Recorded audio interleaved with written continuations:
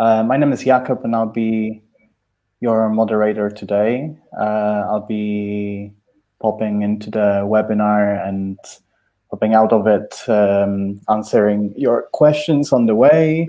Today I'm joined by Olga, one of our UI design mentors.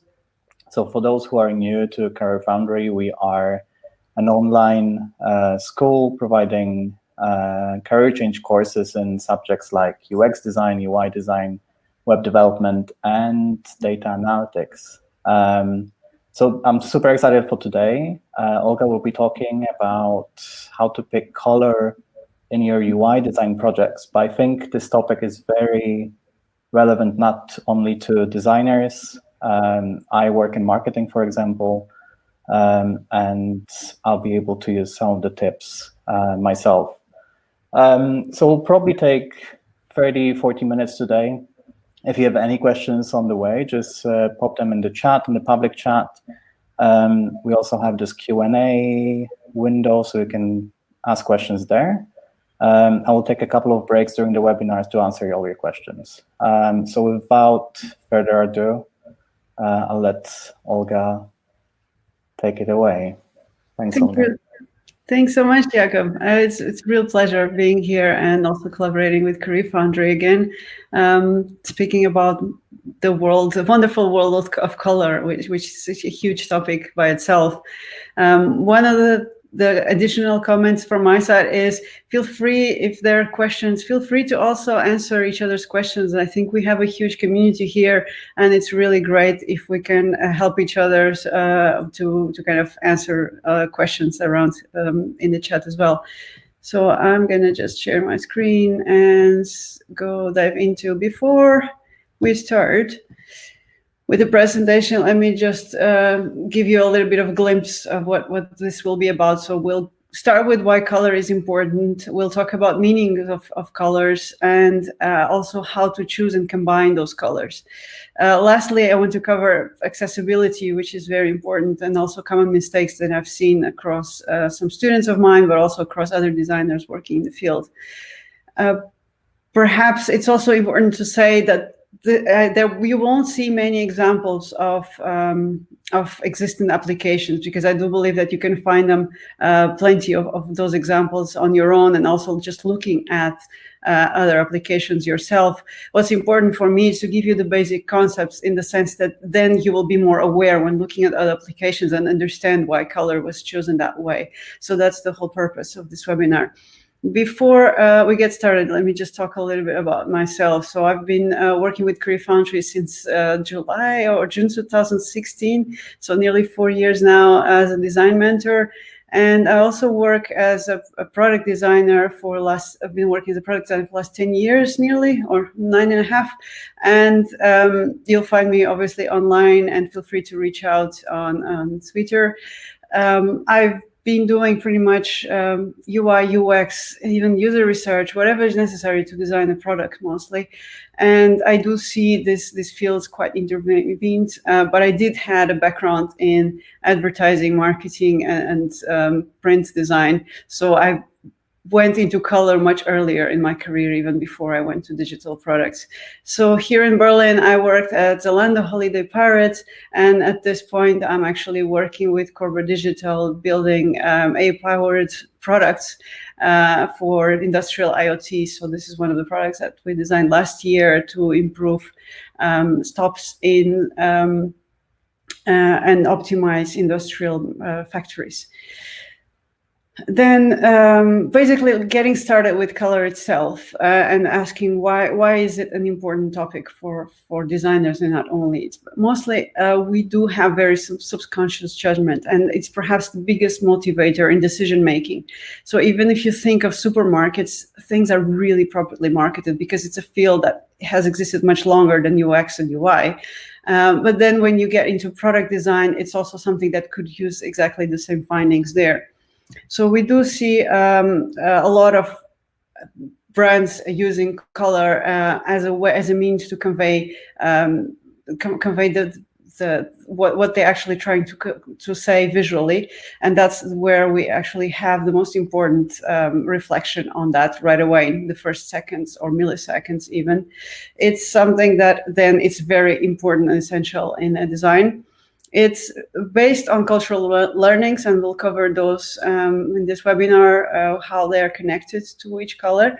It's the element, the design element that pretty much sets the like 90% of the mood and brand of a product, and it also helps the user remember it, which is quite important.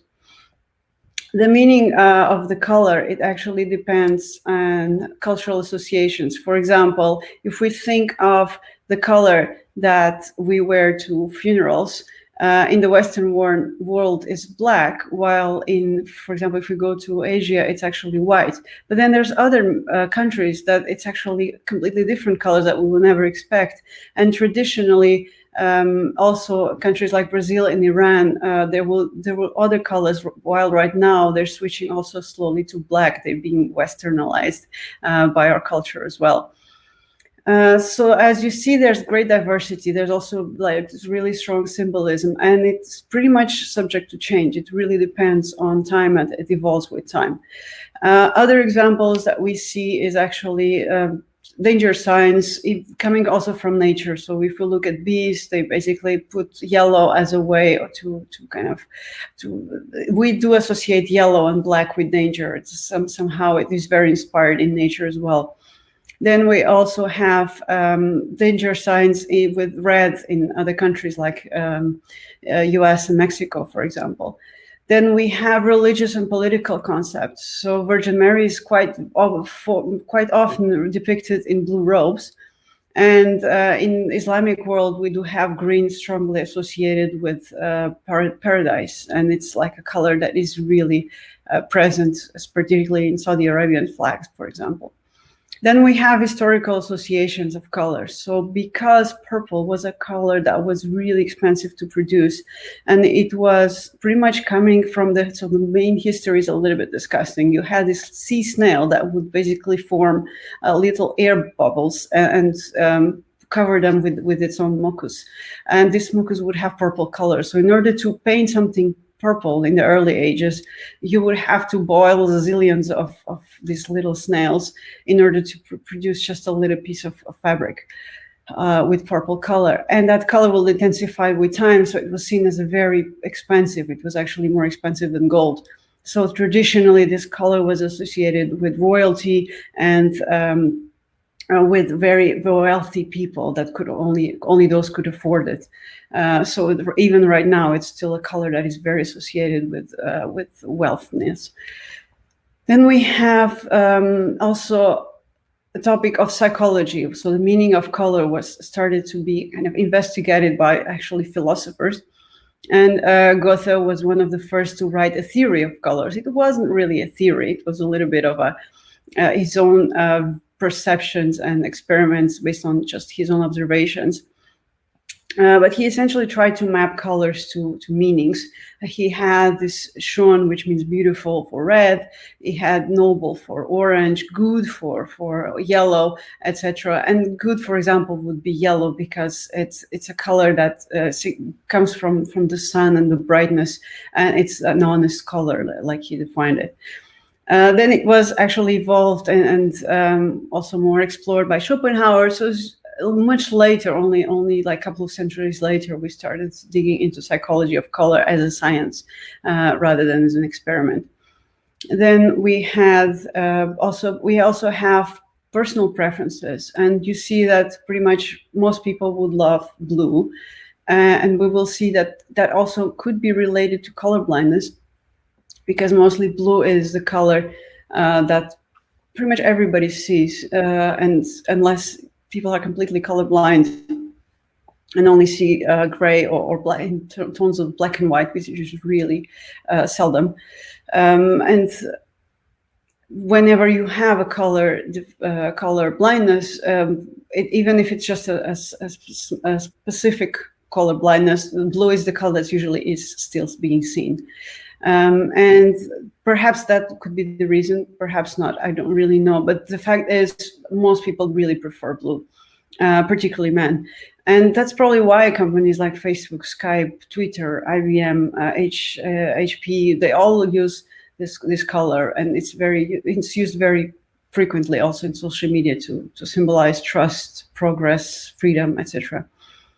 Then we will see that colors do have, like our customers do have color preferences, but they will still relate to products, and will chase products that relate to their personalities. So we want to pick colors that reflect a certain personality, and that is very much dependent on the meaning of the color. So before we got to that, are there any questions that we would clarify at this specific time regarding the previous content? So I can't see any questions in the chat. Again, just a reminder, if you have any questions, you can ask them in the chat or in the Q&A. And even though you don't have any questions, I have a question, Olga. Go ahead. So you mentioned that obviously different colors mean different things in different cultures. I wonder, not worry, just wonder, how big corporations like Facebook, for example, that you also mentioned, people, designers who design big apps for global markets, how do they deal with these restrictions? Do they just create maybe different version for a different market, or how do you deal with that? Yeah, so we do definitely blue is a color that is quite universal, and we will see the specifics of each color in a moment. But perhaps blue is one of the colors that doesn't really have a lot of bad connotations, and I would say most of the times those companies don't think of other countries or other cultures right away. Unfortunately, because they're launching in their own market, and that's the meaning that they know, and they perhaps don't think about it. It could potentially be an issue later on, but somehow whenever it's a very international, you kind of build already for the masses, you kind of have to compromise, because there will probably not be a perfect color. You might think of internationalization, perhaps if it's a product that could be adapted to different different markets, perhaps that could be completely different layouts. They will definitely be already have to have a different UI, even if it's right to left or left to right languages. So perhaps adding color specifics could also be an interesting point. I haven't seen that done often, but I'm a Western world citizen, so I'm kind of used to the colors that you see more standardized for the US as well. Nice, thank you. There are actually quite a few questions about the color preferences. Overwhelming percentage of people enjoys blue. Is there a reason for which so many people have preferences for this color? Is it because sky is blue, and why is there any difference between men and women actually? Yeah, so I obviously don't want to spoil the next slides about each specific color and its meaning. So let's go into the meaning of blue later on. The fact is, men are more prone to color blindness. So there are I believe 1 out of or 8% of men could be colorblind or are colorblind in a certain way, while women is 0.5%. And that is an interesting story that I'm not sure if the theory is real, that women were picking berries, and if you could not see the color, you will not distinguish it in the bush. So you would probably not survive. But I'm not sure if that theory is actually true. I'd like to relate to that somehow. It's quite, at least makes sense in a certain way, even though it might not be true. But reality is, at least that would explain why most men prefer blue. Because then there's also more likely that they're colorblind than women do. Then purple is quite associated, and pink you see that has a longer exposure, or red, sorry, not pink. So that's basically, those are colors that women tend to prefer. So it is quite a gender distribution that it also comes from that meaning that we learn as well.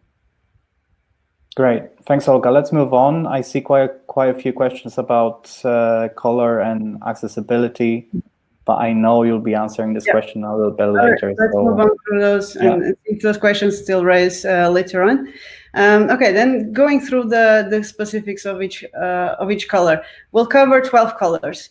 So there are mostly 6 of them that are primary or more commonly known, and then there are a little bit variations of those, which is pink and turquoise, and then we have 4 neutral colors.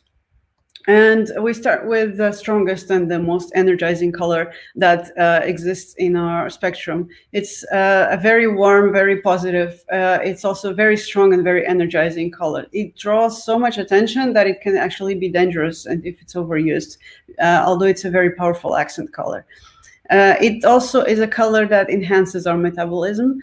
It can raise our heart rate and breathing. It also prompts the release of adrenaline and stimulates appetite. So as you see, it's a color that is actually very, very powerful and can be completely misused. When misused, it can also signify anger and be quite stressful in a certain way. It's also associated sometimes, even though it is connotated with love, it's more of a color of sexuality and lust rather than the pure love itself. We'll see that later with pink. And it's also a color of luck in China. So interfaces in China use pretty much a lot of red, contrarily to Western countries. In East, it's also associated with prosperity, and in India and in China, it's the traditional color of dresses. In Germany and Nigeria, for example, it's associated with bad luck. And in South Africa and Ghana, it's the color of mourning. So it's kind of, while in China, it's completely forbidden at funerals. So it has completely opposite meanings in different countries. I was born in Russia, where it's when I learned my first as my first language Russian, even though I already almost forgot it. It is a color that signifies beauty, because women that would have a little bit of red in their faces would be probably more healthy than the pale ones. So it is still a color that is really a lot associated with red. And you will see a lot of Russian women wearing red as well. Then it is a color that is used for danger signs and error messages, especially in the UI. It also is good for accent as well, as mentioned, but it shouldn't be overused. So depending on the tonality that you choose, and you will see that it can have the very different perspectives. So scarlet would be a color that has a little bit of orange, and like lighter reds are really more energetic and more vibrant, while the darker reds are more powerful and more elegant. And then we also have slight color combinations like crimson with blue, and those colors also were quite powerfully used by the church earlier on as well, with the dresses of those people wearing the red. Mostly we do want to use red. You'll see that even though those colors change quite widely between themselves, you still individually you also still see them as red. And you will see that across all the other colors as well, that they might have a very different tonality, but they will still see individually be as one single color. But they might have very different meanings depending on how bright or dark that color is. So yeah, moving on. Orange will be a color that it's also vibrant and energetic, although less than red, because of the combination with yellow that tones it down a little bit. It's therefore much friendly, much more inviting, and also associated with creativity, adventure, optimism. It is used in the Western world also for affordable or inexpensive items. So you think if you're in Europe and you know Zalando, perhaps you associate it with a shop store that has some cheap stuff that you can buy online with discounts, etc. At least when they started, it was an e-commerce online, so perhaps that's why they selected that color. Then it is also a color that you'll have very different tonalities depending on the brightness of it. It is color of religion and spirituality in Hindu and Buddhist, but then, for example, it's associated with Dutch royal family, so it is it's very prominent in the Netherlands as well. And if we go to a light color, it's a little bit softer. If we go to a vibrant color, it's more energetic. If we go to a darker orange, then it will be more associated with earth and autumn, and will be a little bit more calming. As you see, it calls a lot of attention. So think of it also as a very good color for buttons and call to actions, without it being so overpowering as the red color is. And again, we see that it is a color that is still seen as orange, no matter what tonality it takes, even though it's more peachy or a little bit more creamy and darker. Then on the yellow side, we do have a lot of brightness. It's actually the most vibrant color and the more energizing of the warm colors. It is associated with happiness, joy, prosperity, mostly both in Western and Middle East. But then it has a little bit of caution and dangerous. That's the danger connotation. So that's why we use it for signs. It's not as much danger as red, but we do still use it as an alert. It is sacred and royal in the East. So you will see it also used in that sense. And it's also called for example, Egypt and other countries in Burma, Myanmar, it's a color of mourning. In France, curiously, it signifies evil and infidelity. And we will see that it is a color that if it's used much darker, it will actually convey more antiqueness and durability because it's closer to gold. Then on the green spectrum, we do have calming attributes of blue with the energy of yellow. Therefore, it's a very balanced and harmonious color. It's associated with nature, health, and also fertility and abundance. It means new beginnings, growth. It's strongly associated with money, greed, and jealousy, especially in countries like the US. It is a very serene and also brings hope. So we do have that meaning in Japan associated with love. And if we go through individual colors like lighter greens, they really signify new growth because of the connections with the younger leaves in the plants.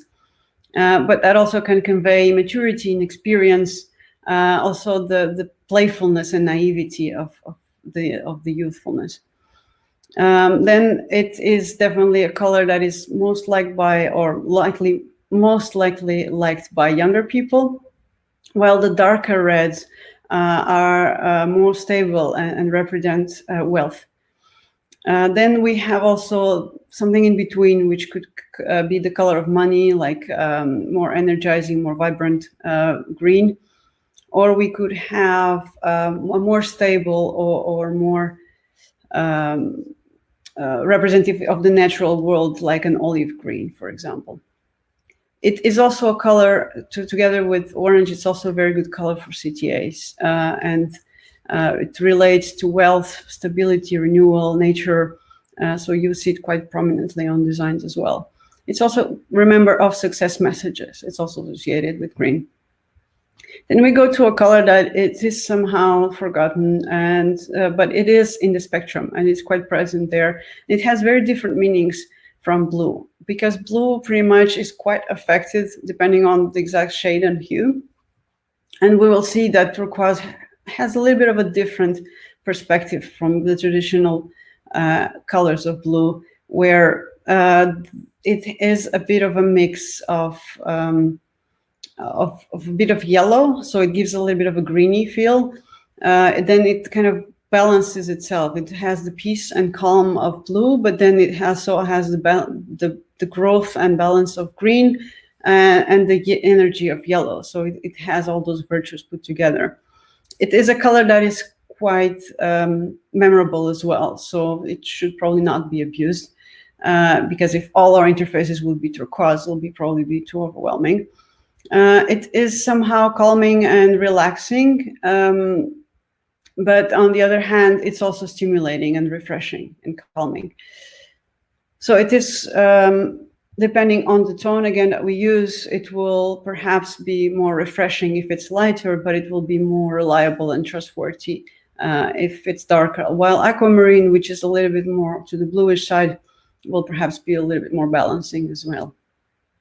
And then we have the real blue, the true blue. And with it, we have plenty of different blues as well. It is a color that is very honest, trustworthy. It's also serene and quiet. Like you said, Jakob, it is a color of sea, ocean, like the sky, and it's a color that if we see the horizon, we're much more calm in a certain way as well. And it's definitely a color that is refreshing and friendly, particularly if we think about the lighter version. Like for the sky, it is associated with evil and infidelity in South Asia, but it's also the color of mourning in old Iran. Right now, Iran is actually much more using black, but traditionally it would be blue. It signifies really high quality, trustworthiness, dependability. It's also very much used in technology. And the darker blues, perhaps like navy, would actually be excellent for corporate sites. So when we want to rely strength and trustworthiness. It is also the color of informational messages. So if we think of red as errors, yellow as alerts, and green as confirmations, usually the blue is used for informational elements. Then we go into into purple, and there we see that traditionally, as mentioned before, because it is a color that was very expensive, it is very much associated with wealth and quality. It combines both attributes for some of the attributes for red and blue. It has, it's both creative and imaginative, but also mysterious and magic in a certain way. It is a color of mourning in Thailand, but also evil and infidelity in Japan. We see that color like lighter purples, like lavender, for example, are associated with spring, romance, and darker purples are pretty much connected to wealth and luxury. Obviously for the traditional implications that it has.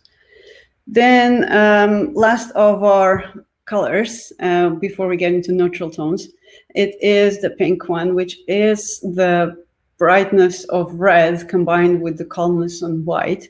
And it's a very nurturing and love-related color. It's connected to understanding and signifies hope. It's also very feminine. It's very much associated with girls, especially young girls, but it's also later very connotated with breast cancer, for example. Then we have that as a connection to trust in Korea. And if we go into tonalities, we see that blush actually is a color that is quite vain, not so bright, and it lacks the passion and energy of the brighter pinks.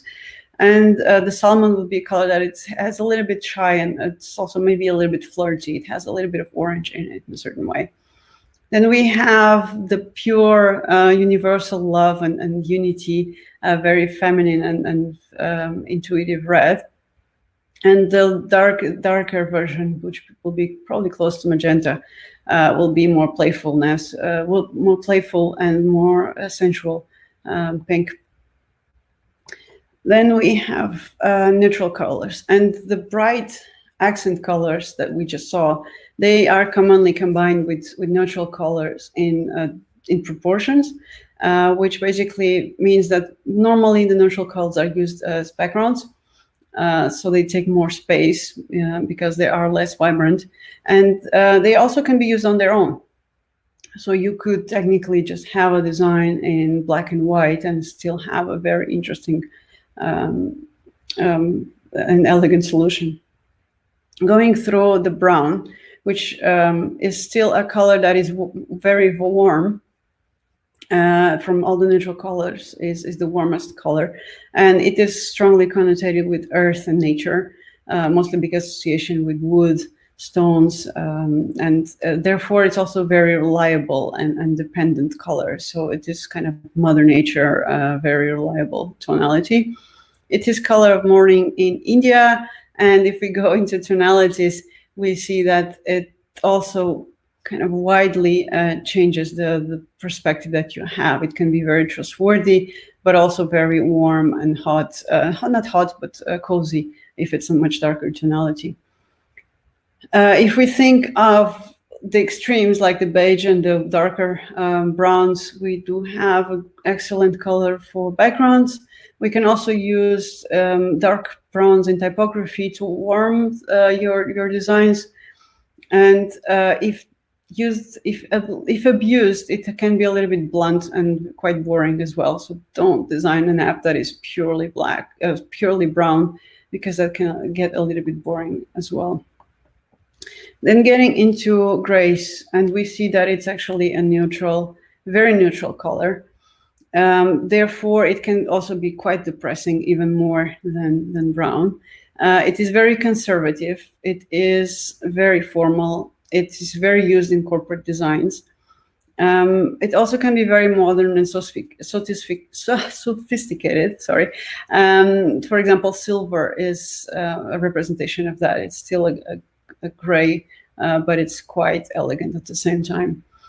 It is also a color that is very present for backgrounds and typography. If we go into tonalities, we do see that although they can widely adapt, and they can still be used differently, and also have a little bit of tonality with them. So basalt, for example, can have a little bit of hue of yellow. The stony pebble gray can be a little bit bluish, so they can still be a little bit of color into gray that gives it a certain tonality. Then if we go into white, it is definitely the purest and more virtuous color in the West, but in the East, it's kind of completely the opposite. It signifies rebirth. It's very traditionally connected to death and mourning. And in India, I think only the widows are only allowed to wear white in India traditionally for funerals. Then we have several tonalities, and you see that even though they all look like white, if you put them separately, they can also take a lot of other colors within them. They can be much grayer than we think if used in isolation, as we see here. If we get into something that's snow, which has a little bit of hint of blue, it might balance a little bit of a very warm color that we use in the rest of our designs, and that can also be a good balance when combining those two. It is a color that is very popular in minimalism. It conveys cleanliness, simplicity. It's also very widely used in the healthcare industry because of that meaning. And if we get into ivory, for example, it can also have a little bit of warmness of yellow, and used together with light, darker colors to lighten darker colors in a very calm way, because it has this warmness of the yellow within it. Then going into the black, the last of our 12 colors, we do see that is the strongest and most powerful of all the neutral colors. It is also really powerful and elegant and formal at the same time. It can very much connect to technology, as I've seen in one of the questions. It also signifies evil, death, and mystery. If you see a really great book, that the cover that I've seen was Evil by Design, which talks about black dark patterns, and it has it's a very memorable cover because it's fully black with a red devil icon on it, and it's definitely connected to the meaning of this color. It also signifies wealth, health, prosperity, mourning in the East. In Africa, it's connected to age and wisdom. Can also be associated to rebellion, and we know it also connected to Halloween and occult. It is very much used not only in fashion, and not only in tech, but also in fashion. It's connected to avant-garde, elegant designs, and it also be very conservative, but at the same time very modern. It has a double meaning, whatever other color you use it with as well. It can be traditional, it can be also unconventional. It really depends on the colors that you combine it with. It is naturally used for typography because it's so neutral as well.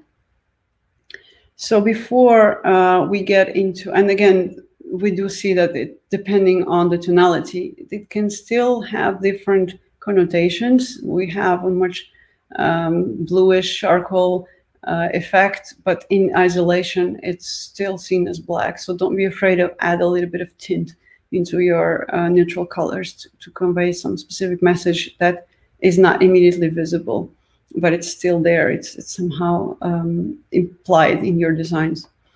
So before we move on with all the crazy topics of combining colors and accessibility and everything that you should not do with color, let's go through the questions. I'm sure there's way more questions at this point. Yeah, there are quite a few. And I'd like to start with my question, actually. So yeah, that's actually so surprising. There are lots of obviously different associations with each color. I see blue a lot on different corporate websites, especially now. I think lots of banks use it. Mm-hmm. Some airlines use it. And I wonder, for all the future designers and designers out there here in the webinar, how can they challenge that? You know, like, it seems like a very easy go-to for, you know, we're reliable and safe. Mm-hmm. But that's exactly the meaning they might be wanting to convey. The reality is, I don't want to travel with an airline that is not trustworthy. But perhaps if it depends on the target audience. So we always think of our users, right? Who are we actually designing for? Is it a bunch of corporates that we want to sell tickets for their travel trips and business travels? Then yes, blue is your choice. But if you're targeting youngsters and people who are actually looking for cheap travel, perhaps orange will be a good choice. Mm-hmm. So that definitely will depend. That's why we go through each specific color and all the meanings that it implies in order to kind of understand, okay, who is my target users and how can I approach them and how can they relate to using the colors that are available in the spectrum. Great. We have a question from Patricia. How are designers dealing with preferences of different generations? If your target audience is Gen Y and Gen Z, how do you make sure the colors are appealing to both? So you do have to specify your target audience. There's no design that will fit everybody. That's pretty much mission impossible. So we do want to think who's our real target audience and how can we approach them. So there will be a product, specifically Facebook started for people who were in university, and nowadays it's pretty much a product used by a much older generation. You can also have a redesign during the process. Plenty of companies change their colors after some years, maybe to adapt, to innovate, and to adjust to a specific target as well. Great. I think this question is kind of related to what you just said. Talking about target audiences. Sanya is asking, why does automotive industry only have blue, red with black? What are the recommendations for the color palette for automotive in a car? So I would assume the red, you said blue, red, and black, right? So black is the color of power and elegance. Blue would be a color that is very trustworthy and safe and secure, and red will be a color that implies action. So it is connected to speed, but it's also a little bit opposite on the other side of the spectrum. And we go into color combinations right away, right after the Q&A here. So I don't want to go into that into much detail, but reality is, that's why I assume that those colors are picked, and that's why those are seen as patterns as well. Again, it depends on what you want to convey. I'd rather think of, okay, what do we want to communicate to as our brand, and how can we do that through color? Nice. Cool. Thanks, Olga. I see quite a few other questions, but I think you might be able to answer them with the next section. And if not, then we'll come back to them a tiny bit later. Thank you. Okay, then see you soon. Then let's go into the combination of colors. Ultimately, we do want to have a harmony. And again, that's the holy grail of our designs. And how can we do that? One of the apps that I really think it does it really nicely, it's the Fabulous. We'll go later on into more detail how actually that what's the key trick to achieve that, because as you see they use a lot of color and it still looks very pleasant and harmonious. We don't want to oversaturate our experiences because that will tire users' eyes. And ideally, we want to create a palette that is actually pleasant and harmonious. So how can we do that? There's plenty of tools in order to get that. One of them is Adobe Color. And we see that there are several color schemes or combinations that we can use. And the way we put colors together will really determine not only their meanings, but also how they connect to each other, how they reflect. It's essential for us to consider how the colors work together, not in isolation, because they will influence each other's meaning as well. So an analogous scheme would be when you would have colors that are pretty much close. And before we get into those, you see that these are the colors that we actually went through. So except for the neutral colors, all of the colors that we covered are actually in the spectrum. And they are represented as, so if you pick blue, the opposite side of the spectrum would be yellow, for example. If you pick green, the opposite will be actually red or pinkish or something like that. And if we pick an analogous color scheme, it means that it will all be colors next to each other, and it will kind of be a more homogeneous palette. They're pretty much located next to each other in the color wheel. Then the monochromatic will be only one color. It will just different on the brightness, on the hue, and on the luminousness of it. Then we have triad, and based on three completely separate colors on the most further away points of the spectrum. Then we have complementary, which is the opposite sides. And the way that Adobe Color works is you can actually grab and adjust this color slightly. We can also select, define that this is your primary color, or then you decide, okay, then I'll rather pick this blue, or you can adjust it, and then you can play around to kind of select colors. And this tool will help you to select colors that least match in terms of how they work together. Then we also have split complementary, which takes the color that you defined, and on the other side of the spectrum, it takes the colors that are next to it. Then when you pick the color, the way you actually use it, or you pick the colors, you select them, the way you use it is you pick the most saturated one and use it in less proportion. So naturally, a very vibrant and saturated color should actually be used and with less, so that it's more balanced together with the other colors that you have in the design. This, in practice, can be applied with the 60-30-10 rule, meaning that you have the color that you use more often, which is 60%, then you have another color, and then you have lastly your saturated color that you only use for accents. In practice, this might look something like the IBM Security Cloud interface.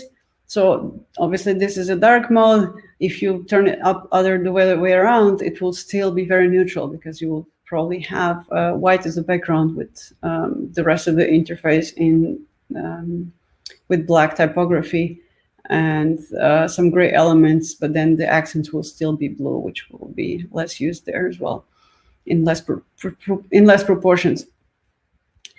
Then thinking of color accessibility, and this is a really relevant topic for nowadays.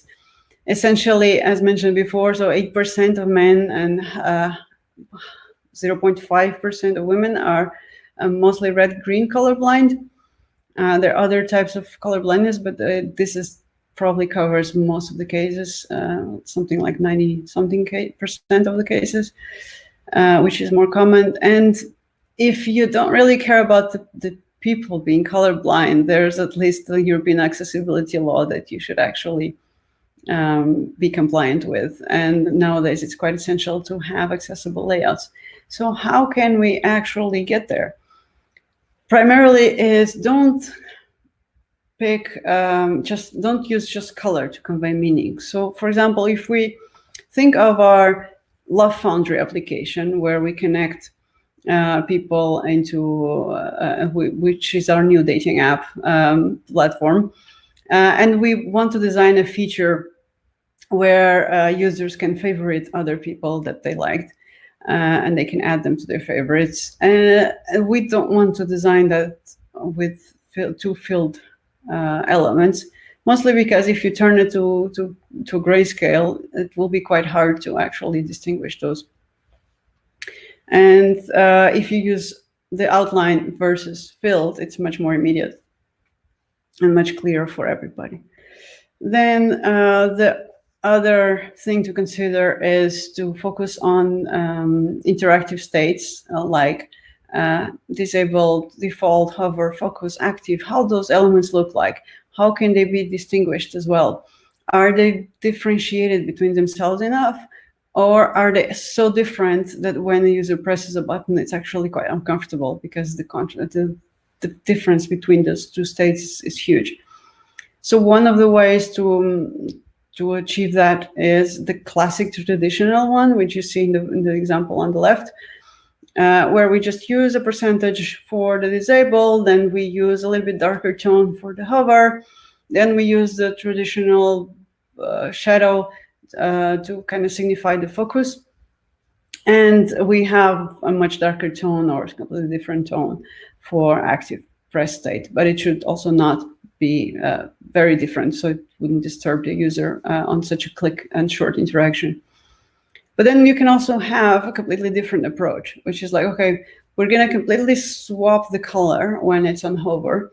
It will also be more visible when that element is focused, and this is exactly what we're doing in the design system team where I'm working right now. And then on the active state, you just when you press the button, you just have a much darker color. So we use our brand colors, and everything is quite clear and intuitive for the user at the same time. It might be quite vibrant to use yellow on hover, but then on the other hand, it's also quite visible.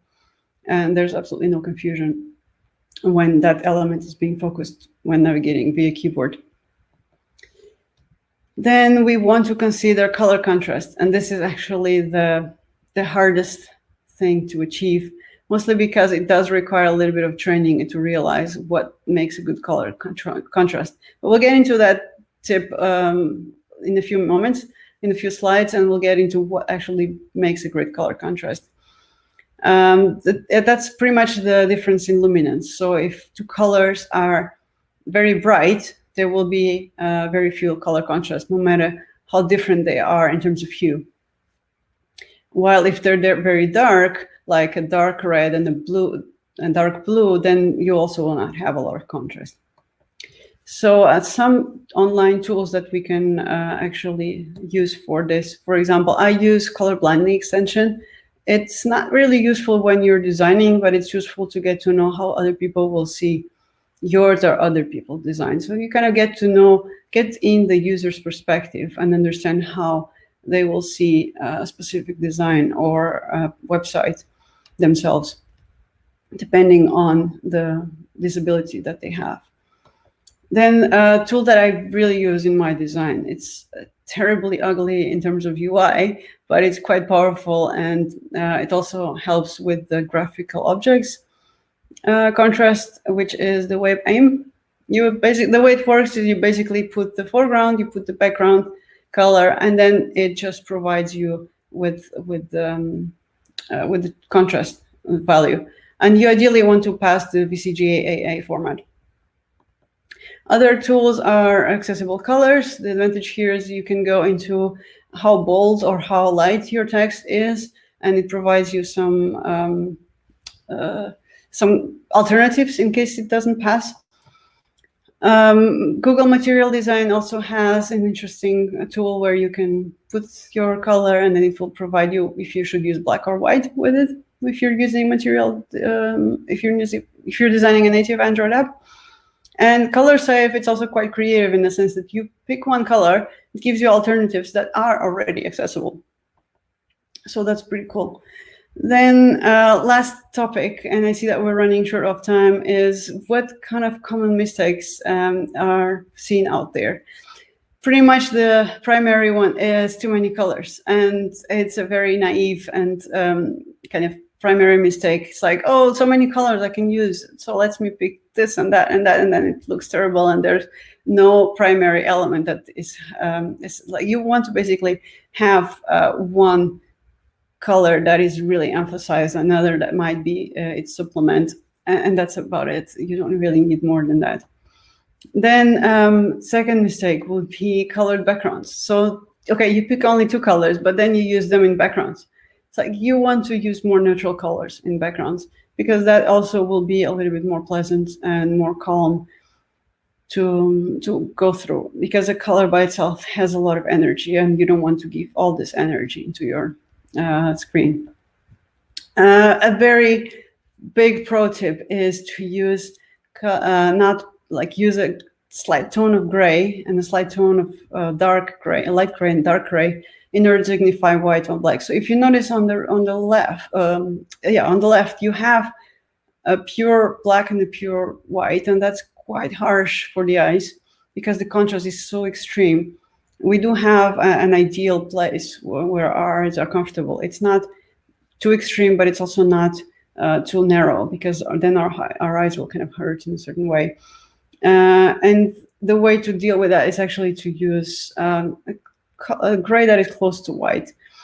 I do really like FD. I use it quite a lot in my designs, and it always looks like white. And you also see that here in this example, even the the white on the right looks like white. If you put them close together, you can totally see that it's very clearly gray. And then speaking about gray, don't use too many grays. Also, don't use too many grays close to each other, because then you don't have accessibility.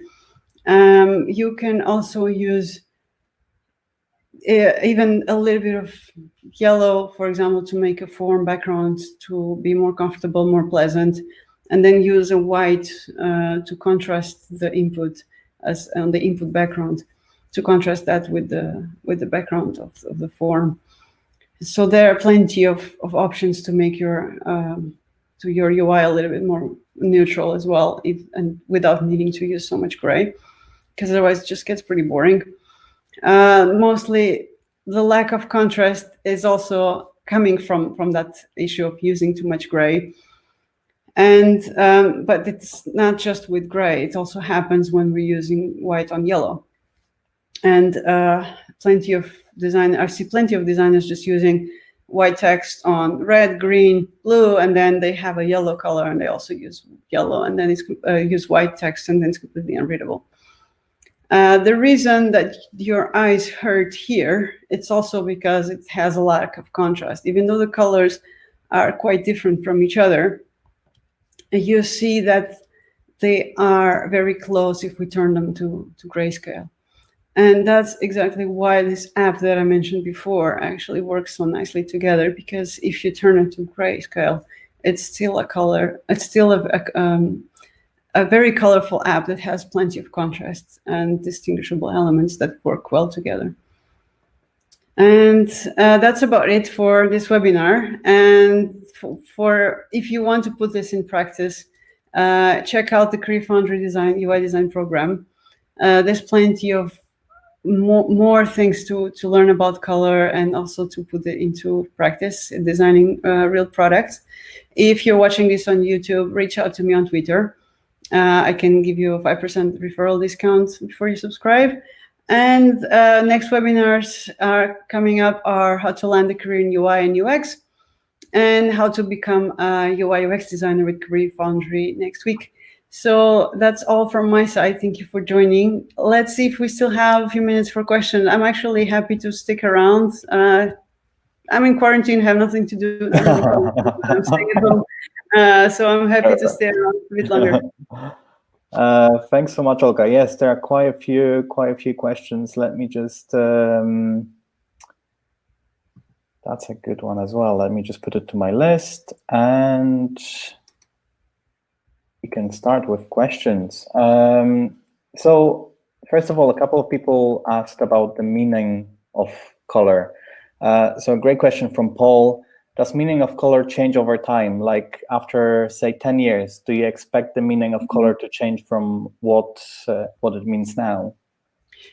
Probably not as much as a red being thoughtful and angry, and the blue being calm and quiet, because that's a meaning that was conveyed over a century. But maybe a color would need to be adjusted. And there's also trends like color of the year popping up.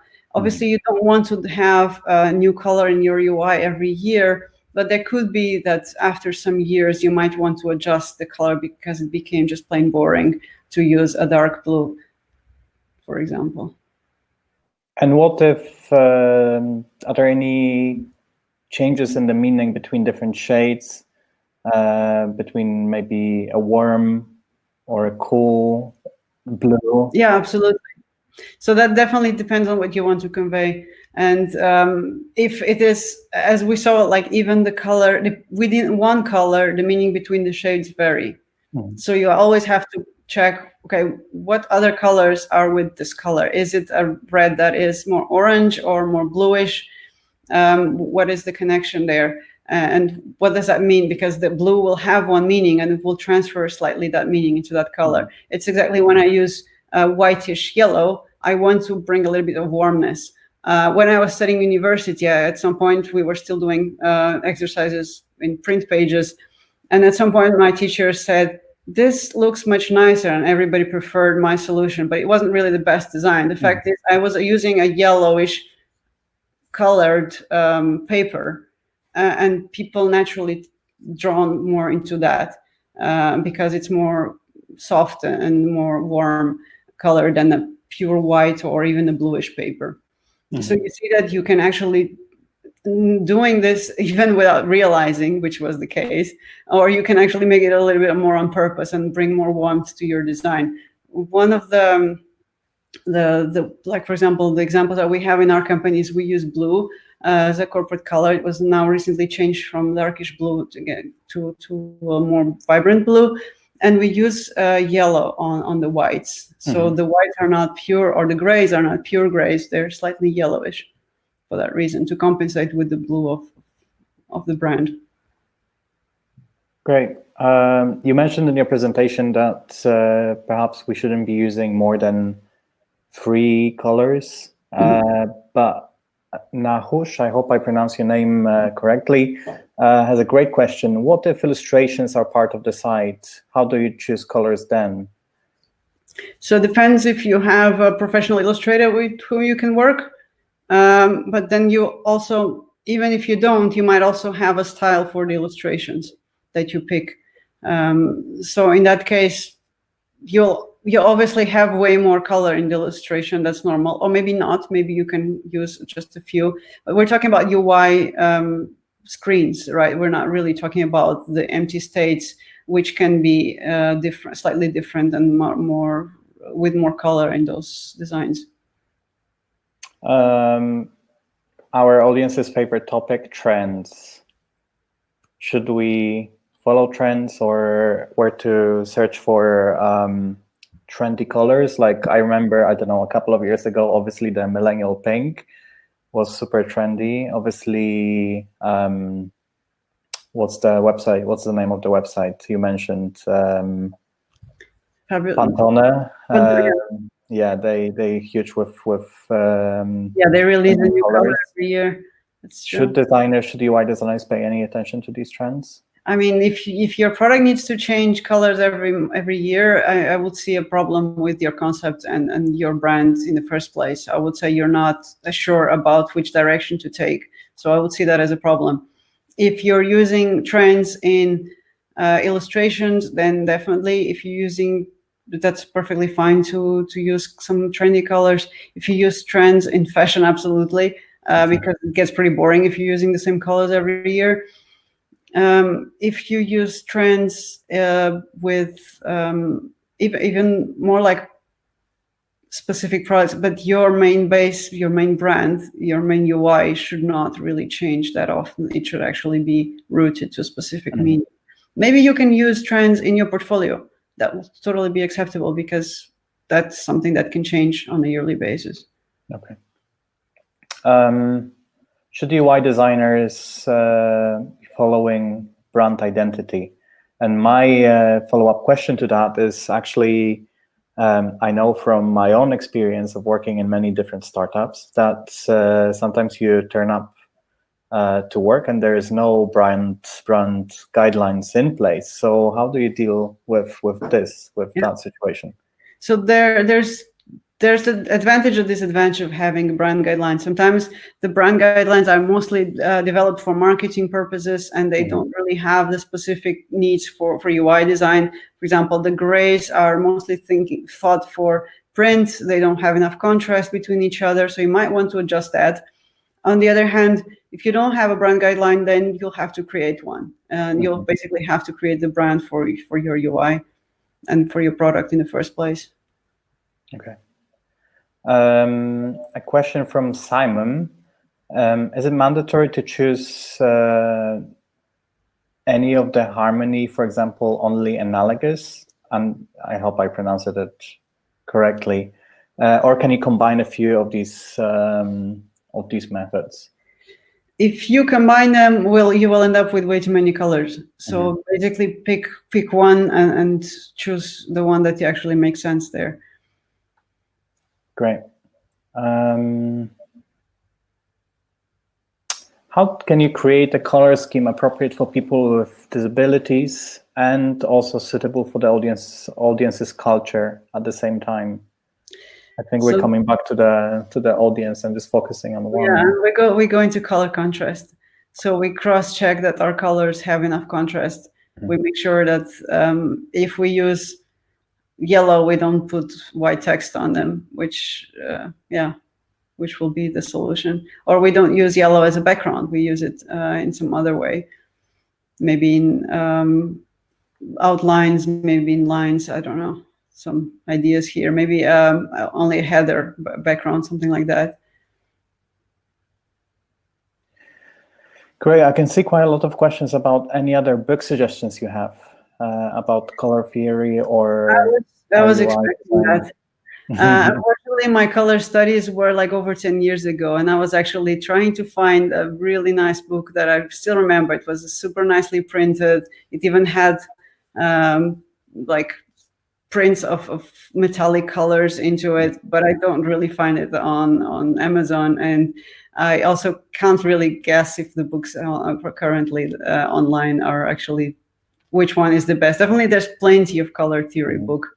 Mostly pick the one that makes sense for you. I really like to understand about psychology, so I'm torn more into that, but definitely there's also plenty of articles online. Pretty much every company that does marketing, UI, UX, and anything related to fashion or even consultancy has blog posts about color. And the reality is the meaning of color doesn't change. They might just change in terms of how you apply. And for that, maybe Smashing Magazine would be a good source. But there's plenty of articles as well online onto that topic. Great. Fantastic. Olga, thanks so much. And thank you, everybody, for joining. As Olga already mentioned, we have a couple of webinars coming up next week, so make sure you check this out and register. Just after the webinar, we'll be sending a follow-up email with a few blog posts and a few resources. And if you'd like us to create more of these webinars, just let us know. Just reply to the email and just let us know what topics we should be covering. For now, thanks so much. Have a good night or good morning, and we'll see you next time. Thank you. Thanks everybody for joining.